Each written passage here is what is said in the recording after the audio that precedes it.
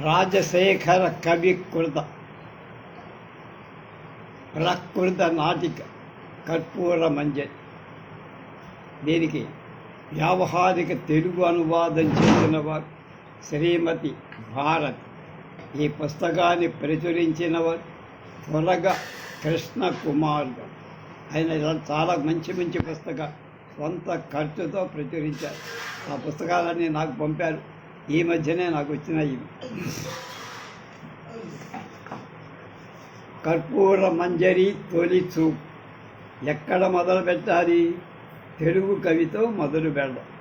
అటజని కాంచె భూమి సురుడంబర తుండి ఎందేదెందము కందడించు రహిచే ఓ చతురాస్య వంశ కలసోదధి పూర్ణశశాంక తరుణ్ అనంజకాంతనతి దారుణ రాయలవారు అల్లసాని పెద్దనకు కర్పూర తాంబూలం అందించి శిరీష కుసుమ పేసల సుధామయోక్కులతో కావ్యం రచించమ.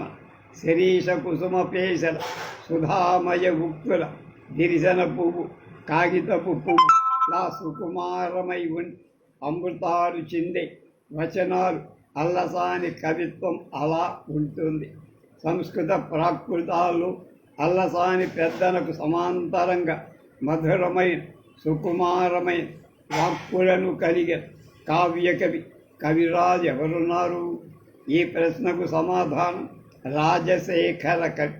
జయదేవుడు దండీకుల పదలానిత్యంలో శబ్ద సౌకుమార్యంలో తీసుకోరు కానీ వారిద్దరిలో దండి వచన కావ్యకవి జయదేవుడు గీతకారుడు స్తోత్రకవి, రాజశేఖరుడు కావ్యకవి. రాజశేఖరుని శైలి లలిత మనోహరం. ఈ కవి సూక్తులు అమృతాలు చెందుతాయని కృష్ణ శంకర శర్మ అనే ఒక కవి నిండు సభలోనే కీర్తించాడట. పాతుం శ్రోతరసాయనం రచయితుం వాచః సతాం సమ్మతా వ్యుత్పత్తిం పరమాపవాప్తమవధిం యుద్ధం రసస్రోతః భోక్తుం స్వాదుఫలంచ జీవిత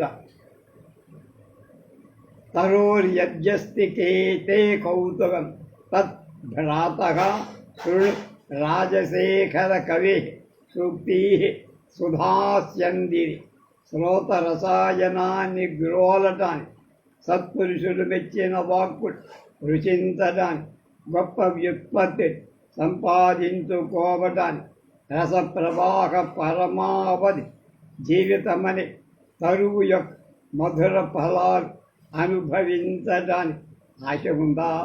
ఓ సోదరా వినరా, రాజశేఖర కవి సూక్తులు అమృతాలు చిందేటువంటివి.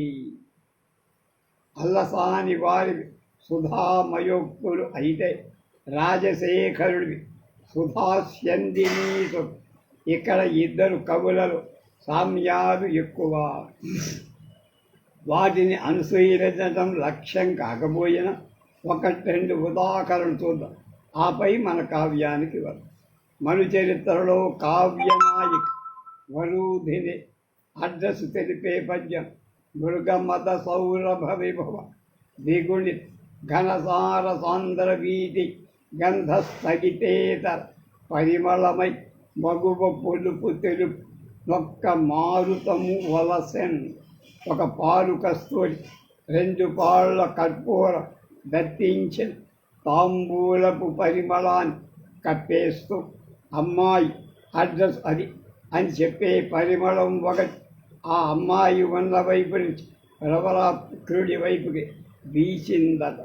అల్లసాని పెద్దనకు దాదాపు 600 ఏళ్లకు ముందే కాలానికి చెందిన రాజశేఖర కవి యొక్క వాసంత సమీరాలను చూడండి. కర్పూర మంజరి నాటికలో రాణి విభ్రమలేఖ చెప్పిన ప్రాకృత శ్లోకం ఇది. లంకాతోరణమాది ధరణిలీసుంభుద్భవ స్వాస్తదే మందం తోలి చందన దుమలదా కర్పూర సంపత్తిను కంకోలీకుల కుంప కంపిని ఫణిలదాని పట్టతండాళ అచ్చండం శుంభిద పంబ బండి సరిలా వా అంతి చిత్తానిల. దీనికి సంస్కృతం లంకాతోరణమాలికా తరణిన కుంభోద్భవస్యాశ్రమే మందాందోళిత చందన దురుమలత కర్పూర సంపర్కిణ కంకోళి వలకంపిన ఫణిలత నిష్పష్టనత్తకా చందం చుంబిత తామ్రపన్నీ సరిలా వాంతి చైత్రానిల. తామ్రపల్లి నది పైన అల్లనల్లన వీస్తున్న చైత్రమాసపు పిల్లగాల లంకానగర సింహద్వారం తోరణాలను కదిలిస్తుంది. అగస్త్యముని ఆశ్రమాల దక్షిణ దిశా భాగంలో కర్పూరపు తరువుల తాగుదు చెట్లను సందన వృక్షాల గాలులపై మెల్లగా పల్లకీలు ఊరేగింపుగా వస్తున్నాయి. మిరియపు తీగల తమలపాకుల తీగల బాగా నర్తింపచేస్తాయి. పెద్దనగారి వరూధిని మై సుగంధాన్ని రాజశేఖరుని చైత్రానిలానికి ఎక్కడో బాదరాయణ సంబంధం ఉందని కనపడలేదా అంటాడు అన్న ఆవిడ. పైన శ్లోకంలో ఈ పాదం మందౌందాడి చందన ద్రుమలతా కర్పూర సంపర్కిన.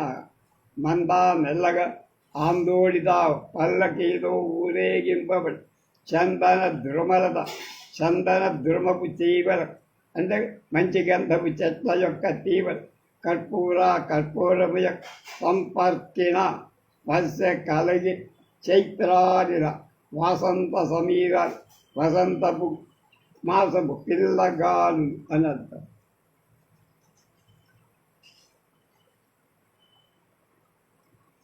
ఎంత విలాసంగా ఉందో చూడండి. శబ్ద సంచయం కూడా చూడండి.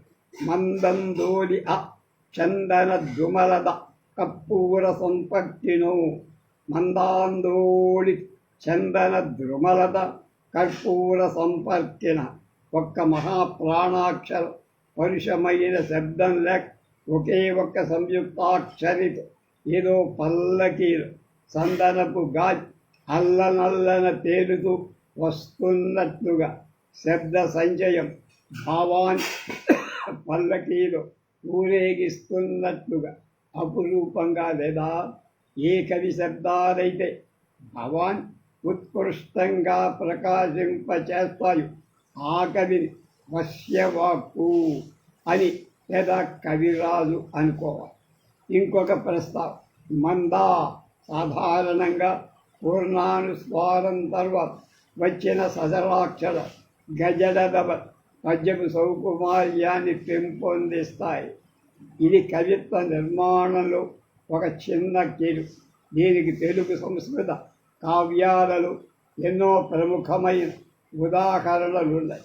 అందుందున్ ద్వయసద్మవద్ అందుండున్ ద్వయసద్మ పద్మవదనున్ రాయ ఎందుండి ఎందుపోవు కిందని కేటించినార పెద్ద చిందులు పాటల సిరిపలయాటల అందం సిరిగుల ఆడినది అన్నమయ్య.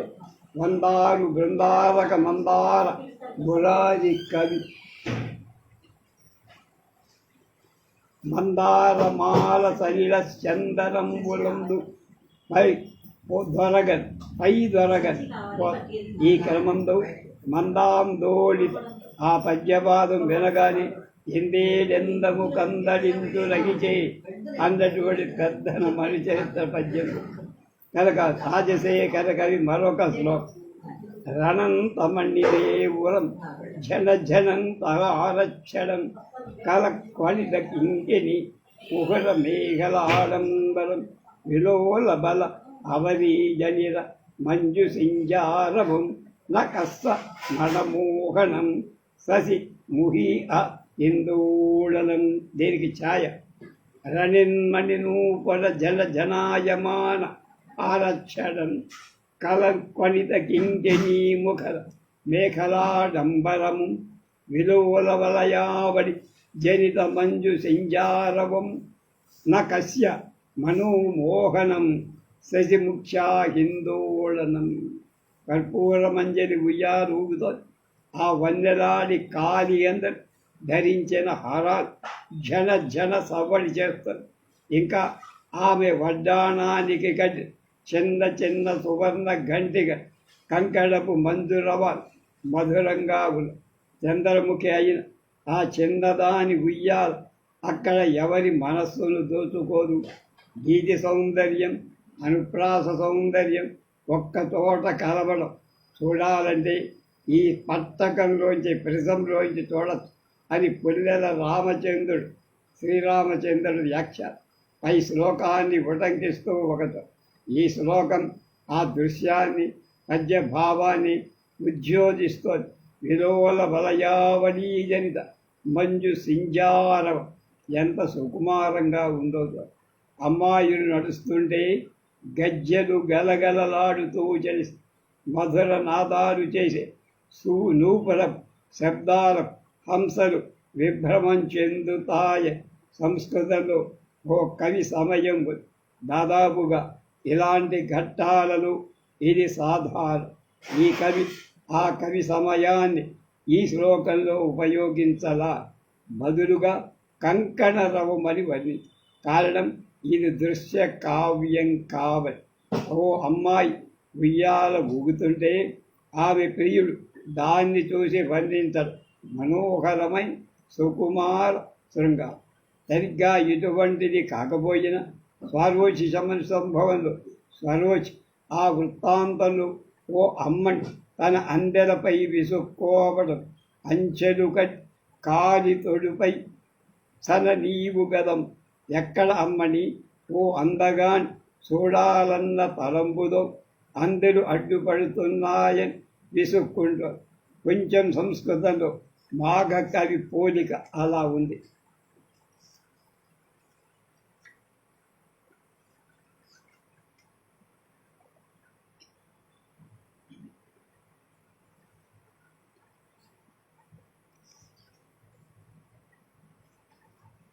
రాజశేఖరుడు కవి, కవిరాజు, పండిత్. అంతకన్నా ముందు వరుసలో గొప్ప రసికుడు. మన పెద్దల యూత్లో రాజశేఖరులా ఉండేవాడే.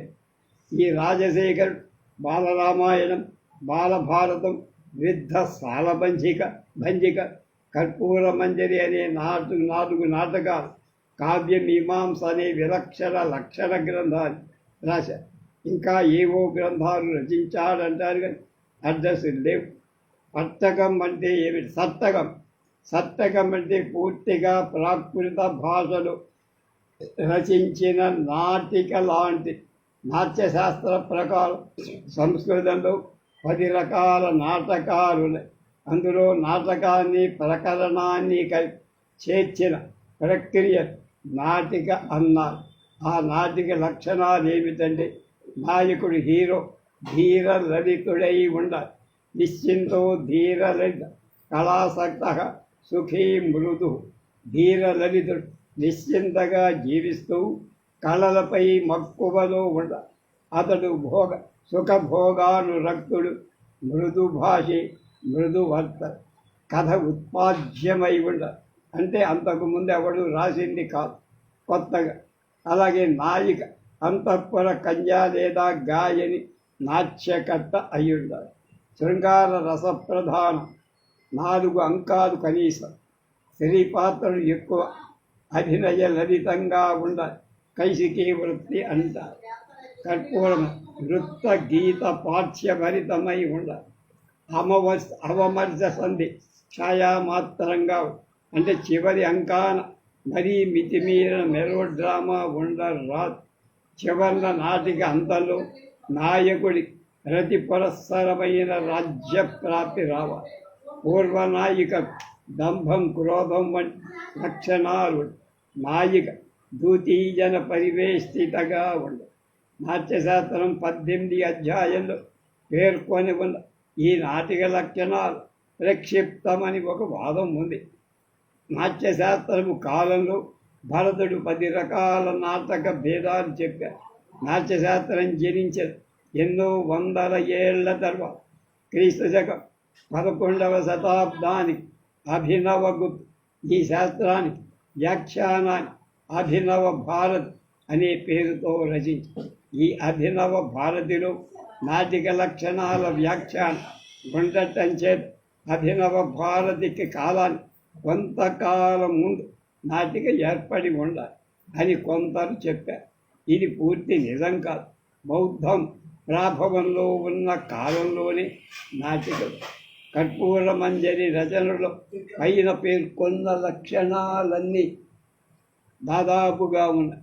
సాధారణంగా నాటికలో ప్రధానంగా నాయకుడు, ఇతర ప్రధాన పాత్రలు సంస్కృతంలో మాట్లాడడం, నాయిక, విదూషకుడు వంటి అవాంతర పాత్రలు ప్రాకృతంలో మాట్లాడడం. రాజశేఖర కవి ఈ అసమానత్వాన్ని పరిహరించి మొత్తం నాటకాన్ని శూరసేని ప్రాకృతం రచించారు. దరిమిల అది సత్తకమై ప్రాకృత భాష సంస్కృత భాషల ప్రయోగం అన్న వ్యత్యాసం మాత్రం కాక సత్తకం సార్థకం అన్నది నాటిక కంటే కొంత భిన్నమై దీని రాజశేఖరుడి ఈ కావ్యారంభంలో సూత్రధారు స్టేజ్ మేనేజర్ ద్వారా చెప్పిస్తారు. తత్సార్థకమిది భంజతి దూరం యో నాటికా అనుహరత్ కిం పునరత్ర ప్రవేశక విష్కంభకౌ న కేవలం భవతః. అలాగే నాటికను అనుసరించేది ప్రవేశకం, విష్కంభం అన్న ప్రక్రియలు లేనిది సార్థకం సత్. భావ ప్రకాశంలో సార్థకం సత్తకం నిర్వచనం కూడా పై లక్షణాన్ని అనుగుణంగా శైవ ప్రవేశకేన విష్కంభకేన వినాకృత అంకస్థానీయ విన్యస్త చతుర్జవనికాంతర ప్రకృతమయీ సత్తకో భవే. నాటకాలలో భోజనం, స్నానం, యుద్ధం వంటి క్రియలు తెరపై చూపరాదనే నియమం, అలాగే జరిగిపోయిన కథలు చెప్పే అవసరం, ఫ్లాష్ బ్యాక్ వస్తుంది. ఇటువంటి వాటిని చెప్పడానికి అర్థోపక్షేపాలు అన్న సంవిధానాలు ఉపయోగిస్తారు. ఉదాహరణ, వేణీ సంహార నాటకంలో దుశ్శాసడి వధ ప్రావేశకం, అనర్ఘ రాఘవంలో శివధనుర్భంగ ఘట్టం నిష్కంభం. ప్రవేశకం నిష్కంభంగా ఉన్నవి అర్థోపక్షేపకం. ఈ రెండు సత్తకంలో ఈ రెండు కనుక ఉండకపోవటం వల్ల సూటిగా సరళంగా నాటికి సాగిపో. ఇది ఎలా ఉంటే మన్మోహన్ ఘోష్ అనే పండిత్ సత్తకం గురించే మరొక వివరాన్ని చెప్పారు. ప్రఖ్యాతమైన పర్హుత్ మధ్యప్రదేశ్లో ఓ చారిత్రక ప్రాంతం, బౌద్ధ స్తూపం.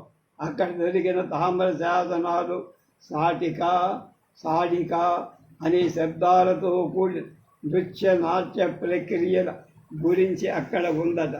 ఈ ప్రాకృత శాసనంలో సత్తకాన్ని పేర్కొన్న తరువాత మరికొన్న పరిశోధనులు ఈ ప్రక్రియ నాటిక కంటే కాస్త భిన్నమైందని, సత్తకంలో నృత్య సంగీతాల ప్రమేయం ఎక్కువగా ఉంటుందని, అది ఒక డ్యాన్స్ డ్రామా అని సంస్కృత సాహిత్య చరిత్రలో ఘోష్ చెప్పారు.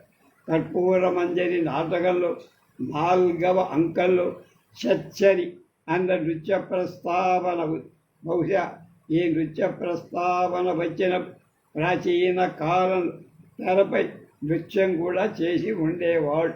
జవని రాజశేఖర్ ఈ కర్పూర మంజరి నాటికలో అంకాల జవనికాంతరం అనేటువంటి కొత్త శబ్ద ప్రయోగం చేసి ఈ విషయంపై నాట్యశాస్త్రం రాసిన కోణంగి శ్రీరామ అప్పారావు చక్కని వ్యాఖ్య చేశారు. యవనిక అనే పదానికి జవనిక అనేది పర్యాయ పదం. రాజశేఖర్ కర్పూర మంజరిలో అంకాలంతానికి బదులు జవనికాంతరం రథ కర్పూర మంజరి ప్రాకృత భాషారూపం అవటం చేతి జవనికా పదము ప్రాకృత పదంగా కొందరు భావి. అది సరికాదు. జవనిక కూడా సంస్కృత పదం, జవముతో త్రోయబడే కనుక అది జవనిక. ఈ జవనికా పదం జు అనేటువంటి ధాతువు నుండి ఏర్పడి దానికి అట్లాగే జకారాదిగా గోవర్ధనాది కవులు కూడా వాడారు. రాజశేఖర్ జవనికా పదాన్ని అలాగే తీసుకొని వాడారు. అదిగా అలాగే ఇది ప్రాకృతమని భ్రమించడం. అదే ర్యూజ అనే సూత్రం ప్రకారం సంస్కృతంలో యకారం ప్రాకృతంలో జకారం అవుతుందని. యవనిక పదాన్ని సంస్కృతంగా జవనిక దానికి ప్రాకృతంగా తలచ. ఇక ఇందులో కథ ఏమిటి, ఒక్కొక్క అంకాన్ని జవనికలోంచి దాని కథ భాగాలన్నీ మనకు చెప్తారు. రేపు అది తెలుసుకుందాం.